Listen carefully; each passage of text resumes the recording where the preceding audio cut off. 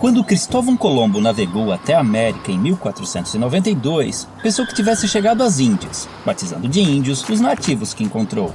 Porém, apesar de terem sido generalizados nessa classificação, os índios não se viam como um povo unificado, pois eram divididos em uma variedade de etnias sem qualquer identificação entre si. Acredita-se que os primeiros habitantes das Américas chegaram há mais de 20 mil anos, atravessando uma passagem congelada entre a Ásia e a América do Norte, e então espalhando-se por todo o continente. Em algumas regiões, formavam civilizações avançadas. Já no Brasil, fragmentaram-se por todo o território, formando grupos de diferentes tamanhos. Eram sociedades comunais, descentralizadas e igualitárias, vivendo da caça, pesca e agricultura de subsistência, e em sua maioria seminômades, mudando suas aldeias de local conforme os recursos naturais fossem se esgotando, permitindo, mesmo que involuntariamente, a recuperação natural do solo abandonado. As habitações eram geralmente coletivas, chamadas de ocas, variavam de tamanho e forma entre as tribos, mas normalmente eram dispostas em torno de um espaço cerimonial, onde realizava-se todo tipo de atividade diária, além de celebrações e ritos conduzidos por pajés e anciões. As tribos eram formadas por laços de parentesco e afinidades, e mantinham contatos com outras comunidades através de relações de comércio, cooperação, casamentos, alianças e também de guerras, que eram comuns entre as sociedades indígenas. As famílias podiam ser monogâmicas ou poligâmicas, e o divórcio era algo corriqueiro. Os homens lidavam com a guerra, a caça, pesca e liderança tribal, além da construção da aldeia e o plantio, enquanto as mulheres cuidavam da colheita, do preparo de alimentos e da fabricação de utensílios e adornos. A educação das crianças era a tarefa de toda a tribo, e a autonomia era estimulada. Já os doentes e inválidos costumavam ser abandonados à própria sorte. Os indígenas tinham conhecimento na fabricação de bebidas fermentadas e deixaram grande herança à culinária brasileira, com pratos derivados da mandioca e do milho. Sua dieta também era diversificada em proteínas animais, graças à caça e à pesca. Em festejos, cobriam seus corpos com pinturas, penas e plumas, e a nudez no dia a dia era comum e não causava vergonha. Por viverem em florestas, muitas vezes precisavam usar protetores genitais e tangas, mas mantas cobrindo o corpo eram raras. Muito higiênicos, devemos a eles o costume do banho diário. Mantinham muitos ritos e crenças religiosas, os quais podemos identificar por xamanismo, uma mistura de religião, crença, sistema de pensamento e configuração do mundo, em que acredita-se num universo não linear, sem início e sem fim definidos, onde o tempo se confunde. Não possuíam uma doutrina, assim como não acreditavam em um Deus único e supremo, tendo a figura do xamã, o pajé, como seu elo com o mundo divino. Em sociedades sem esses representantes, acreditava-se que os espíritos e antepassados se comunicavam com os humanos através de animais, sonhos e visões. Muitas de suas lendas tornaram-se populares entre os não-índios, enriquecendo o folclore nacional. O uso de alucinógenos, tabacos e ervas era muito comum nos mais diversos rituais. Orientados pelas fases da lua e conhecimentos astronômicos, entendiam as relações entre as mudanças climáticas, nas quais baseavam seu plantio e colheita.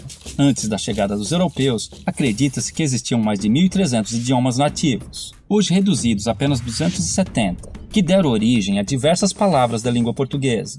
Não possuíam um sistema de escrita, mas algumas sociedades desenvolveram sinais e formas gráficas, cujo estudo pode revelar mais sobre seus hábitos. Há indícios de uma grande diversidade de produção artística, que integrava-se ao seu modo de vida e ritos cotidianos, com destaque para a dança, a cerâmica, a tecelagem, a cestaria, a pintura corporal, a arte plumária e principalmente a música. Contudo, os indígenas não possuíam a figura do artista, e todos podiam ser hábeis em diversos aspectos, pois dedicar-se exclusivamente a uma atividade, como na sociedade atual, era sinal de desequilíbrio espiritual e obsessão. Quando os portugueses chegaram em 1500, estima-se que encontraram mais de 5 milhões de indivíduos, divididos em tribos e comunidades, diferentes entre si, mas iguais aos olhos do colonizador, responsável por reduzi-los a menos de 600 mil em poucos séculos. Desconhecendo invenções ocidentais como o espelho, a roda e as armas de fogo, o choque cultural foi enorme, assim como o fascínio dos indígenas, que ainda viviam em sua pré-história. 3 armas foram fundamentais para o domínio dos colonizadores sobre os nativos. A arma de fogo, aliada nas conquistas das tribos e determinante na aceitação da superioridade portuguesa pelos índios remanescentes. A Bíblia do Jesuíta, responsável pela aculturação dos indígenas e adequação ao moralismo cristão dos ocidentais. E uma invisível e poderosa arma biológica, inicialmente de forma involuntária, mas por vezes criminosa, o contato com os estrangeiros espalhou doenças e epidemias, às quais os nativos não possuíam imunidade, dizimando-os aos milhares e facilitando a ocupação de suas terras, como aconteceu no sul do Maranhão, onde fazendeiros deram roupas infectadas com varíola para as tribos locais. Porém, muitos indígenas auxiliaram os portugueses em expedições ao interior, em conflitos com outras tribos e ajudaram a escravizar grupos inimigos, além de fornecerem aos colonos produtos como a madeira, condimentos e substâncias medicinais. Isso tudo forçou os remanescentes a viver em condições precárias por muito tempo. Somente em 1967, com a criação da FUNAI, começaram a surgir e ganhar força associações indígenas que buscam melhorias em áreas como saúde, educação, meio ambiente, patrimônio e demarcação de terras.